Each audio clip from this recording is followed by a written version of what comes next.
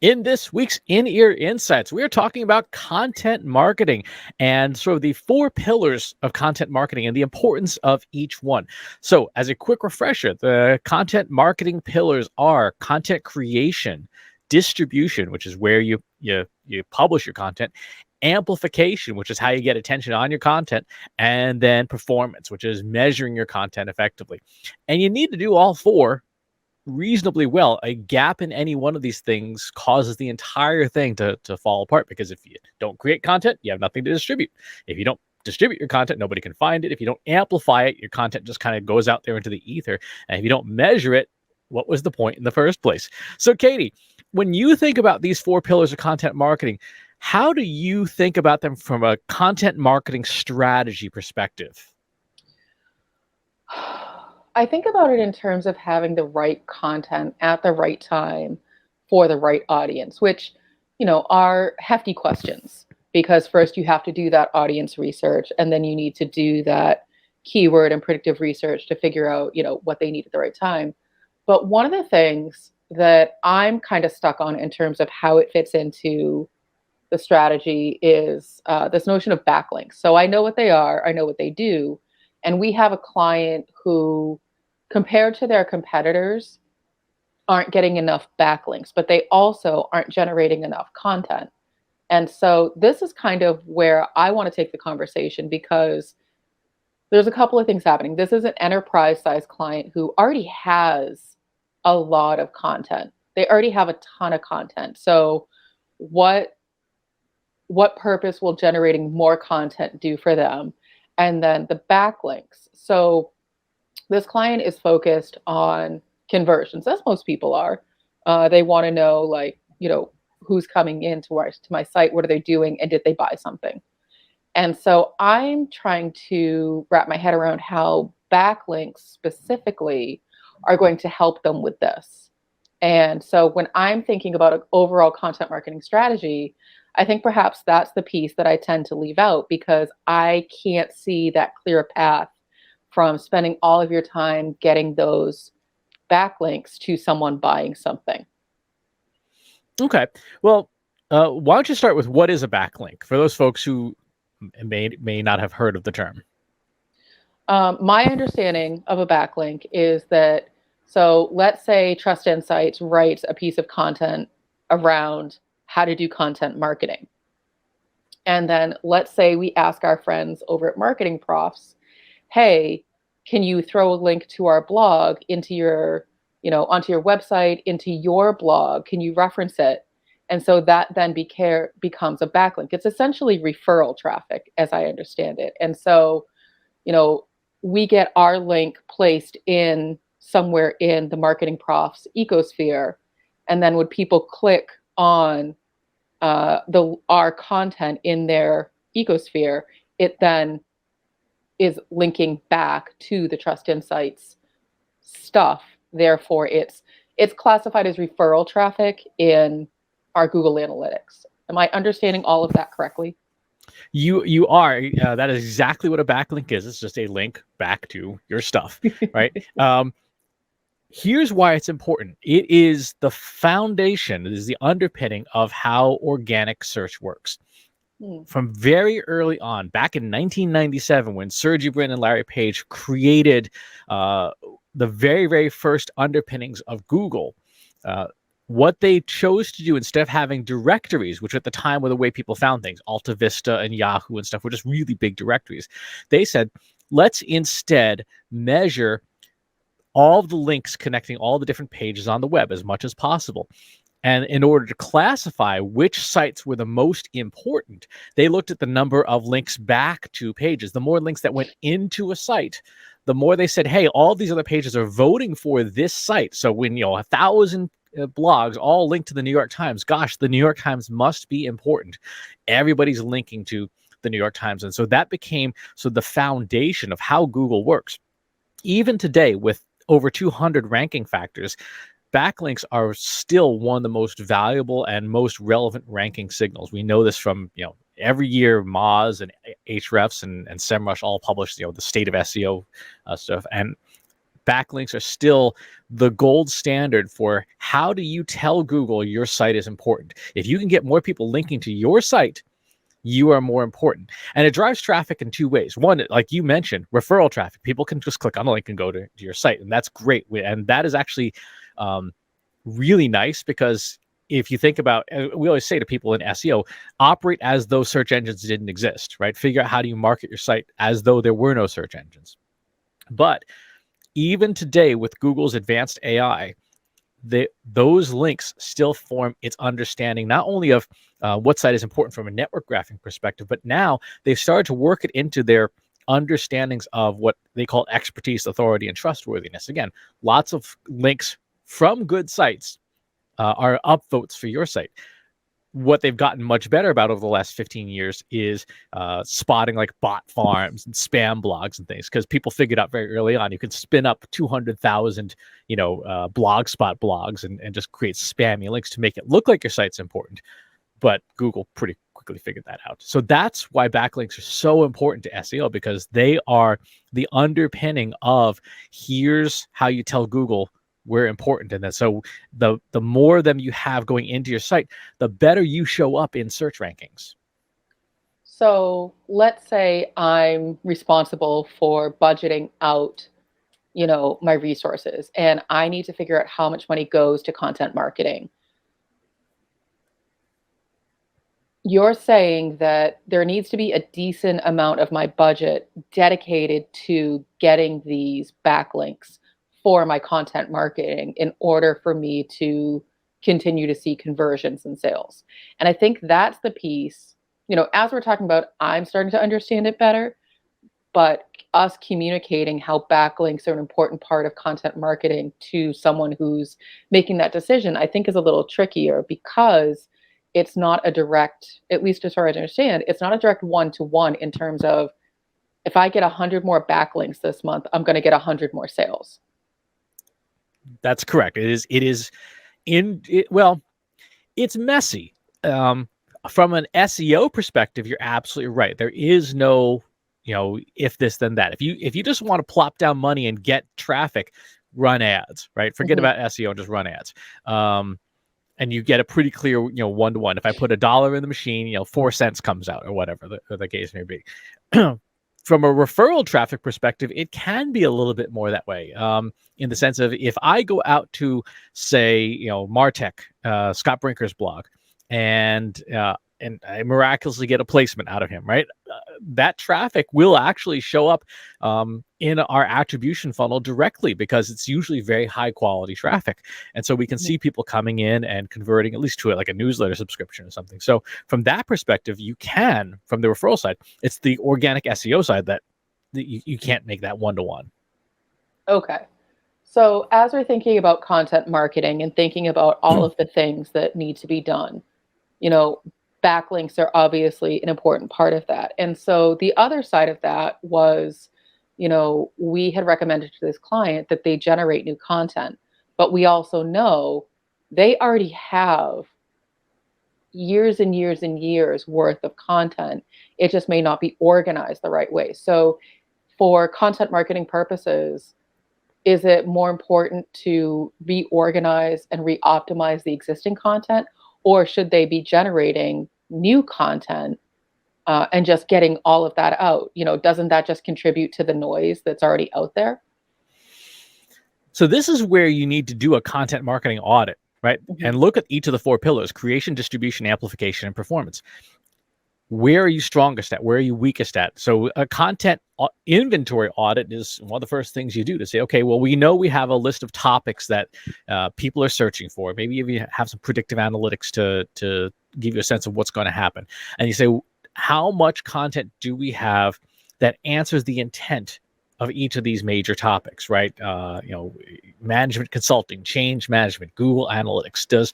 Do we on the Trust Insights blog have that content? And does it fulfill the intent of the user? So that would be part one. The second part is the distribution. Where are we publishing our content? Are we putting it on our blog? Yes. Are we putting it on our email newsletter? Yes. Are we putting it on Facebook? No. Are we putting it on LinkedIn? Yes. And so on and so forth. So you map out and you audit where you're distributing your content. The third part is the amplification. How are you getting people's attention on that content? Are you getting backlinks? Are you getting social mentions, social shares? Are you running ads? All these things you do that. And then, of course, the fourth part is like, is your content working? That's where your attribution models come into place. And if you don't have any from a content perspective, then obviously that's a gap. So that's really is your next step, is mapping out all four pillars and saying, where are we strong, where are we weak? But that is predicated on something you said very early on, which is you need to have mapped it out to your audience, right? If you have not figured out who your audience is and what they want and why they would pay attention to you in the first place, then this whole content marketing pillar system is not going to work for you, because you're going to make stuff that people don't want. So you got to figure that part out even beforehand. Well, and it strikes me that a lot of companies that we've been talking with in recent months are all having a similar issue, where the company itself may have been around for a while, so their audience tends to skew a little bit older. And so what they're struggling with is trying to figure out, how do I reach a younger generation of audience where they are? What kind of content does that need to be? Can I recycle my existing content to meet the younger audience where they are? And I don't know the answer to that question, because I don't know those audiences, in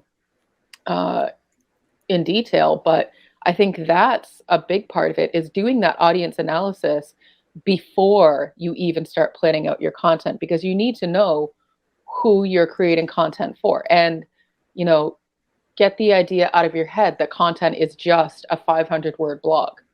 I think when we think content, it's like, oh, I need to sit down and write something.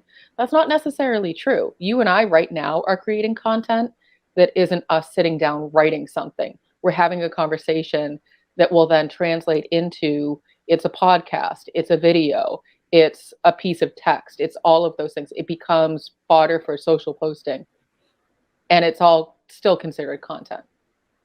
Exactly. In fact, I ran a survey in my personal newsletter last week saying, hey, would you like this newsletter in text, audio, video? And I let people vote for as many options as they wanted. And I was stunned by the answers. Only 38% of people said text, right? 31% said audio, and 29% said video. I was shocked at how many people wanted my newsletter in a format other than text. I was expecting to be like 98% text, and then 5 people saying, I'll listen to this. Like, no, and when I checked my inbox this morning after I published the results, I got notes back from people saying having it in multiple formats works really well for me, because sometimes I want to read your newsletter and I don't want to bother the rest of the people in my house, and I'll read it at 12:30 in the morning. Other times I want to listen to your newsletter because I'm in the kitchen cooking, and I'm like, oh, okay. So when we think about those 4 pillars of content marketing, the creation is important, but the distribution, like you said, we almost have to figure out where and how people want to use your content. Mm-hmm. And that can inform a good chunk of the creation part. So it's really important to survey your audience, to do your market research, to have focus groups and things, so that you can understand how are people going to consume this thing. I've been shocked at the number of people, for example, who still use Snapchat. I'm like, people still use this thing? And it turns out, actually, yes, but not for its intended purpose. People use it essentially as a messaging platform, not a photo. Snap calls itself a photo company. It isn't. But people are using the application just as a different form of texting, and so that audience research and researching how do people use these different platforms is so important. So you're right. It's a precursor to the content marketing piece. And so, let's say, Chris, you came to me and said, all right, Katie, it's time for us to do our budgeting for content marketing. What are we going to do this year? So it sounds like where I would start is I would first probably want to understand, well, where does content marketing fit into our overall, digital marketing plan? Does the creation of content lead people to buy things from us? Now, having done our attribution reports for the past 4 years, we know that it does. We just have to make sure we have the right content. So then that goes into, so step 1, is figure out, like, does it contribute to your overall business goal? Step 2, who's your audience and what are they looking for? What is their intent? Are they looking for your content to educate them? Are they looking for the content to push them over the line and make them buy something? Are they looking for the content to retain them? Maybe the answer is all of those things. So then you need to start figuring out, can I create content for my audience of who they are and where they are in the buyer's journey? So that's, you could have a few different kinds of combinations of content because you could also have market segments. And so you start to get into this really detailed plan of, it's not good enough for me to just post a blog once a week of, like, hey, here's what Trust Insights is doing, period, and assume that that's going to be good enough to reach people where they are, and load it up on my website and say, okay, go with God. Here you go. Exactly. And again, that goes back to that model: create, distribute, amplify, and then performance, to measure the performance. When we think about content marketing, we've got to think about, how are we doing all those steps and how are we budgeting for each of them, because each of them are important. We often say you should be spending at least 10 cents on the dollar on measurement to make sure that you're doing things properly, if not more than that. So that leaves you with 90% of your budget, right? And then you have these other 3 buckets. Well, if you are a company, you've got 12 years of content and it's still mostly relevant, right? It's still useful. It is still helpful. It still, answers user intent. Then maybe you don't need to put 60% of your budget there. Maybe you can put 20% of your budget there. But then you look at your distribution. Do we need to invest more in the people who run our social media accounts? Do we need to look at our servers and all that stuff? And again, if your infrastructure for publication and distribution is in good shape, maybe that's another bit of maintenance. You can keep that at a maintenance level, 10% or so. And then you look at your amplification. How are you getting attention to your content? How are you getting eyeballs to it? If you look at your multi-touch attribution analysis and you see that organic search is like 70% of your conversions and your traffic, guess what? You need to be investing very, very heavily in SEO, because it is already working for you. And probably, unless you are the category leader far and away, probably you need to be spending a lot more. The way I try to look at SEO results is I look for like a half and half mix of branded and unbranded, right? So if someone's searching for, if half of your organic traffic is from branded search terms, you've done a great job with your reputation, right? People know you by name. They're asking for you by name. Good job. But then you should be seeing half of your traffic also coming from unbranded stuff, the problems people have that you can solve, but they don't know how to ask about you by name. If you're all branded and no unbranded, then you're doing a great job at PR and mindshare, but you're not answering anybody's problems that they have. And if you're all unbranded and no brand, you got some work to do on your brand. So all that factors into where we're going to spend our money. So going back to where we started, how do you decide whether to spend more on creation or in this case amplification? For a company that's got good content, the lion's share of your budget should be on the amplification side. Now, let's say you're like, you know what? I just want to put money behind my content to get it shown on other people's sites. Because a lot of websites sell ad space. And so theoretically, you could go about doing it that way. So it's not organic backlinks, it's paid backlinks. Is that correct? That's correct. And those are supposed to, and reputable publishers will indicate that they are paid sponsored links, and that will then no longer factor into the ranking formula. So so that's an interesting point. So you can pay for amplification, but it doesn't then help your organic search results. And so that may Correct. be a misunderstanding by a lot of companies is, no, I'm still getting all of these backlinks. Why isn't it working as intended? Because when you pay for the backlinks versus getting them organically placed, the paid backlinks aren't going to help, tighten up your organic search results versus the organic ones.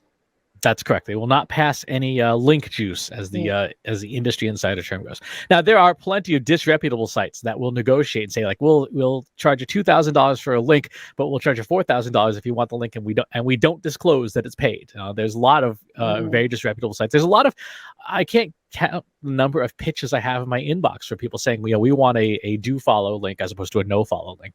We're willing to pay X dollars for that instead. I'm like, nope, because if Google ascertains that your site is not doing according to their best practices, they'll just de-index you, and then you have so you have no there's no incentive to play fast and loose unless you want to make a quick buck and then have your site vanish. So I know we're kind of going down a little bit of a technical rabbit hole, but what is a do follow versus a no follow link? In website links, you can specify an attribute on that link saying that tells search engines like Google, I am voting for this other site, right? So if on Christopher S. Penn, I link to trustinsights.ai, and I just make a plain link with no other adornments. That's called a do follow link. That basically says I have some, whatever authority my site has, I'm going to give a tiny bit of it to trustinsights.ai. And so that little bit of link juice gets passed along, and it's essentially a counting vote to say I vote for trustinsights.ai. If in the code I specify that this is a no follow link, I'm saying to Google, you can know that I'm linking to this website, but I'm not voting for it. I'm not endorsing it. I'm not saying it's credible. So I'm going to keep my link juice to myself, and I'm not going to give any to this site. And so Trust Insights would, if Google didn't know Trust Insights existed, then it would say, okay, I'm going to follow that link and index it and know that it's there. But I'm clearly saying that I understand that ChristopherSPenn.com is not voting for trustinsights.ai. And so it wouldn't boost its reputation in rankings. That's interesting. So thank you for explaining that, because I never really understood sort of what the difference was and what they were. And so it sounds like, what we're coming to in terms of your content marketing is there are no good shortcuts in terms of getting, backlinks properly, getting them, to get the credit to increase your organic search results, and then factor into your overall content marketing plan as that factors into your overall business plan. Like, the work is the work is the work. And so trying to automate it could get you spammy links and get you, blocked out by Google. Spending money is fine. You'll get the traffic, but you won't get the link juice to help your organic search results, which is what the intended use of the backlinks are. And working with reputable sites versus just trying to get placements anywhere, because that's a factor into it. So I guess what I'm hearing is shut up, do the work, get the backlinks, and just, do it the right way. You're right. Now, here's where I think we can add some nuance onto your initial question. People don't link to unhelpful content, right? People link to stuff that they naturally think is either helpful or is really cool or fun or something like that, right? It's the same as with any type of content sharing. Like when you share something with your friends on text messages or Slack or Discord or whatever, you don't share stuff, right? You share like things that you like. You'll share a song on Spotify you actually like. You won't share some random song for fun. You will share things that you actually like. So one of the flip sides to this is that your content really has to be stellar, right? People don't share okay. People don't share meh. People don't share average. People share good stuff. People don't give links to meh.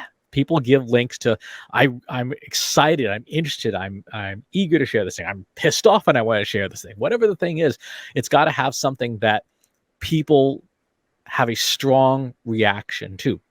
So if your content is all unhelpful or unentertaining, then yeah, you might need to rethink and reinvest in content that people actually care about. One of the things that we try very hard to do is, like with our weekly newsletter, we try to provide some content in that's helpful and that you're never going to see anywhere else. Whether it's how brands are doing on Instagram or how to solve your Wordle puzzle of the day, whatever the thing is, we're trying to figure out a way to create value and share it. And if your content doesn't have value, then that's where you start, right? So there's a part of that content audit has to be looking at, if I didn't work at this company, would I share this? And the answer is honestly, deep down inside in your heart, is no. Then that's where you need to start. And then you do need to invest more heavily in content. And if you're like me and you can't educate, then you try to entertain. And you tell personal stories about your own foibles and blunders and hope that people can relate to it and go, oh yeah, I've been there. I understand that one. Exactly. That it's the 3 E's, right? Educate, entertain, or engage. Get people. I personally don't think it's a great plan from a karma perspective to make people angry and afraid all the time, but that clearly works for Facebook. But for other companies, yeah, entertaining and educational content, it's hard to go wrong if you're sharing something that legitimately helps other people. Mm-hmm. I would agree with that. All right. So in terms of content marketing, today I learned more about backlinks and how important they are, that you can't necessarily draw that one-to-one correlation of, I got this backlink, therefore I got more sales, but understanding how backlinks work in the full 360 picture of organic search, which you can then draw that connection to your sales, is a helpful piece. And so backlinks is one of many components of getting better organic search results. Exactly. It's arguably one of the most important. Obviously, the other one being having great content, because again, we've told people for 20 years now, act as if there was no Google. How would you get traffic if there was no Google? What content would you create that would get people to naturally want to share your stuff with their friends? Because that's the only way it spreads in a sustainable manner. If the content you're publishing is like, we used to say at shows, if you didn't learn something when you made it, you don't laugh when you're writing it or creating it, or if you don't love it so much that you're talking to your significant other about it unsolicited, they're like, oh my gosh, shut up. Then it's not good content. It's got to hit at least one of those 3. 2 out of 3 ain't bad, and all 3 is perfect. If your content does all 3 of those things, the 3 L's, then you're in good shape. So part of content marketing, that audit, is being really honest with yourself and saying, you know what, this content doesn't teach anybody anything. It's not funny, and I wouldn't even tell my spouse about this even if they did ask. Well, I think that's a great place to wrap up this episode. Make sure you have the so what of your content. Why am I reading it in the first place? What am I getting out of it? So Chris, thank you for helping me better understand how backlinks fit into my overall content marketing plan. And if you've got comments or questions or perspectives on the 4 pillars of content marketing that you want to share, go on over to our free Slack group. Go to trustinsights.ai/analytics for marketers, where you and over 2,200 marketers are asking and answering each other's questions all day long. And wherever it is that you watch or listen to the show, if there's a place you'd prefer to get it, we have most of them over at trustinsights.ai/GI podcast. Thanks for tuning in, and we'll catch you next time.